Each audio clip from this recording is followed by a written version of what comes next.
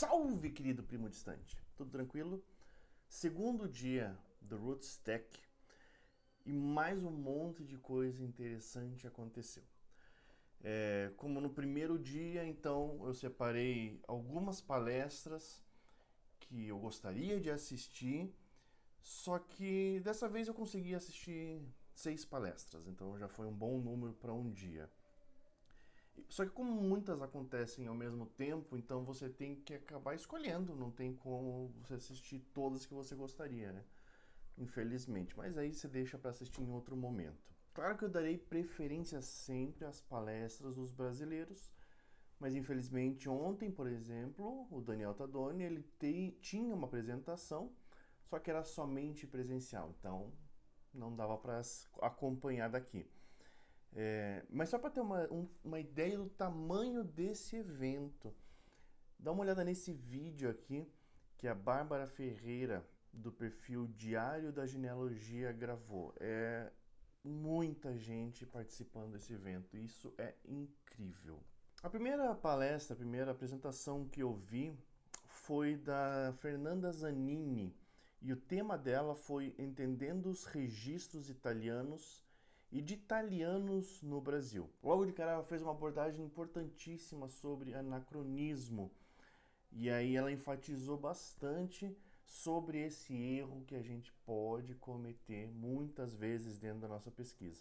Ela explicou sobre a grande dificuldade que a maioria de nós temos de ler os documentos antigos, aquelas letras, aqueles garranchos que a gente não entende nada, e sobre os nomes e sobrenomes que às vezes acabam sendo escritos de outras maneiras, e o quanto as pessoas na época poderiam não ter esse tipo de preocupação, porque como ela mesma disse, a grande maioria dos italianos que migraram eram analfabetos. Logo após essa apresentação, vieram novamente a Viviane Pompeu e a Bárbara Ferreira, e elas já tinham feito apresentações no primeiro dia, no dia anterior, mas agora elas iam fazer uma apresentação juntas. O tema delas foi: amplie sua pesquisa de cidadania para uma pesquisa de história de família.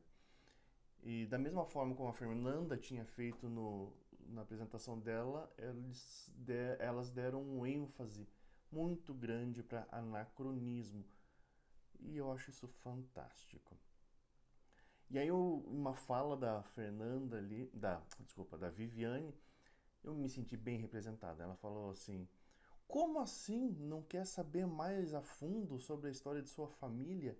Falando das pessoas que buscam cidadania e acabam não se aprofundando na história, na sua própria história, e ficam simplesmente nisso, nessa superficialidade de buscar uma cidadania, enfim, tanto faz qual delas.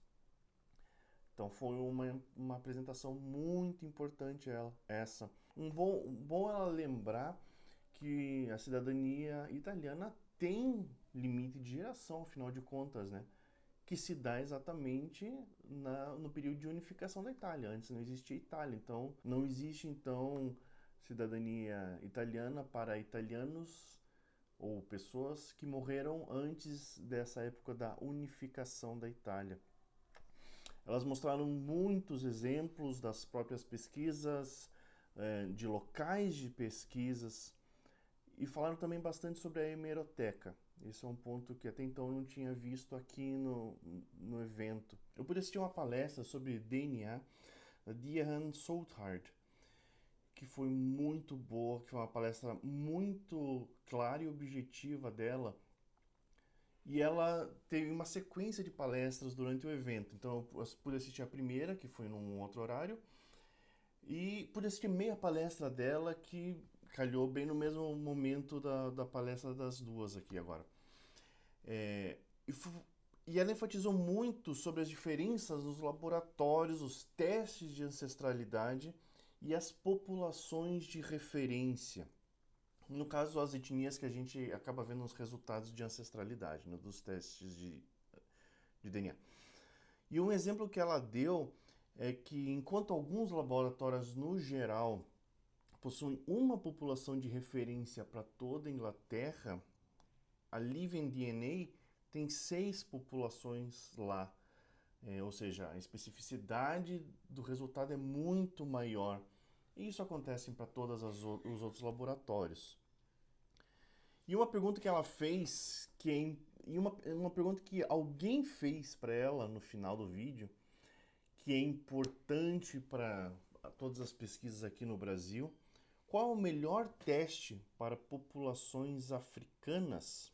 E a resposta dela foi que MyHeritage, Ancestry e 23andMe, ela vê como as melhores, né? Ela não citou nenhuma aqui do Brasil, no caso, mas elas têm populações de referências próximas.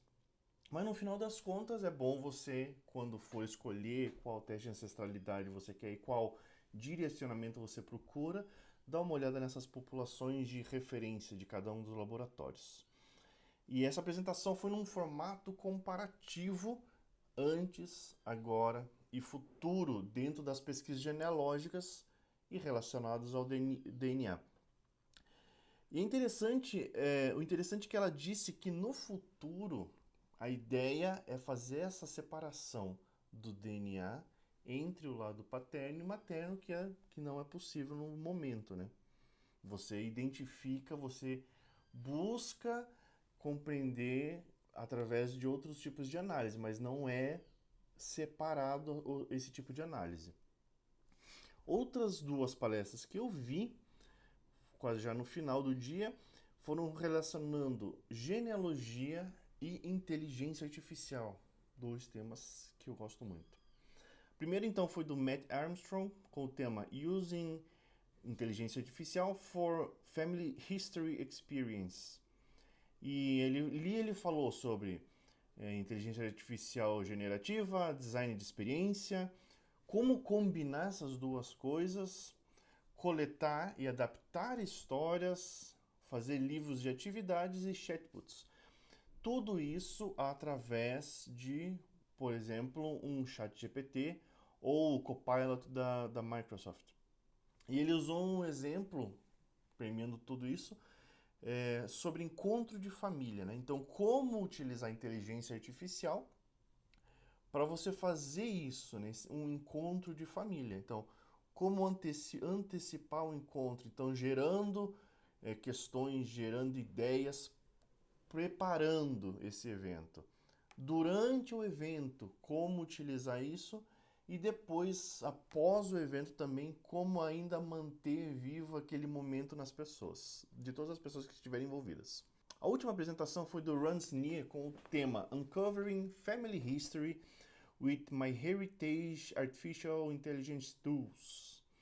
Então, ele fez um panorama completo sobre como MyHeritage tem utilizado da inteligência artificial, do machine learning, para gerar novas possibilidades dentro do nosso universo genealógico. Então, desde o início, se você lembrar lá da colorização das fotos, passando pelas melhorias, reparos, aquela história do Deep Nostalgia, onde as fotos começam a ganhar movimento, que quem lembra era um pouco bizarro isso no começo. Depois vem o Time Machine, onde você coloca a pessoa, onde você se coloca, na verdade, coloca aquelas montoeiras de fotos lá e você coloca as fotografias dentro de um período que você escolhe. E os próximos que ele falou eu acabei nem utilizando. Então, o Photo Tagger, que você vai identificando, vai ensinando a ferramenta a reconhecer os antepassados das fotos, independente a época em que eles estavam, se eram jovens, mais velhos, crianças, enfim. Deep History, esse Deep History sim, né? Você colocava uma foto em movimento e você escrevia o que você gostaria que a foto falasse. Isso eu fiz algumas vezes. Photo Data, isso eu achei legal, interessante, mas eu nunca usei também. Que ele analisa as fotografias e ele faz uma estimativa da data daquela fotografia. Eu não sei, não fiz nenhum teste, então não sei se para mim funcionaria, enfim. Mas ele mostrou vários exemplos e deu certo. Record Finder é como se fosse um chat GPT que você vai escrevendo, conversando ali com a inteligência artificial, e em vez de ele dando respostas, ele vai dando resultados de busca. Eu achei bem interessante isso, ele faz busca além do próprio MyHeritage. E você pode escolher qualquer palavra-chave, então acredito que você poderia, por exemplo, escrever o nome de um avô ali, ele localizado dentro do arquivo. Não sei, não testei. E Artificial Intelligence Biographer é um criador de biografia utilizando os contextos históricos. Eu sei lá, eu achei esse meio fraquinho também, eu não conheço como que funciona. Por último, eu não tinha planejado essa, mas eu tava passando ali pelo feed do Instagram, eu olhei uma palestra que eu gostaria de ter assistido sobre as mulheres que foram ocultadas dentro das pesquisas genealógicas, ou esse papel, né, da mulher que acaba sendo ocultado. E era uma palestra somente presencial, não poderia assistir. Mas aí eu peguei uma outra palestra dela que estava acontecendo, tinha acontecido um pouquinho antes, que era da Barbara Vines-Little, sobre Brick Walls, Real or Created Through Faulty Research. Paredes de tijolos reais ou criadas por pesquisas falhas. Então, é uma palestra bem interessante. Ouvir essas pessoas que já estão há muito mais tempo dentro das pesquisas genealógicas, décadas, e elas têm percepções diferentes e muita experiência. Então, vale muito a pena ouvir essas pessoas. E ela abordou o fato das dificuldades que podemos encontrar nas nossas pesquisas e como podemos agir para contornar tais obstáculos, bem como as temáticas que raramente a gente acaba ouvindo das pessoas ou encontrando registros. Ela citou aqui, né, segundos casamentos, divórcios, e outros assuntos aqui que eu não vou ficar comentando aqui, porque senão o YouTube bloqueia. Sempre existe, então, ela falou assim, sempre existe algo de verdade nas histórias. A dificuldade está em descobrir o que é verdade e o que não é. Portanto, não deixe de lado nenhuma história de família, até que você possa verificar tais informações de alguma maneira. Eu sempre acreditei nisso. Por isso que eu tenho diversos aspectos das mesmas histórias e cada um tem a sua importância, enfim. Eu queria ter visto uma palestra lá da manhã ainda sobre Google Docs e Google Sheets for Genealogists, mas até há pouco que eu olhei aqui o vídeo que foi gravado não estava disponível. Enfim, foi um dia bem produtivo, bem cansativo, muitas coisas para aplicar, para processar aqui dentro ainda.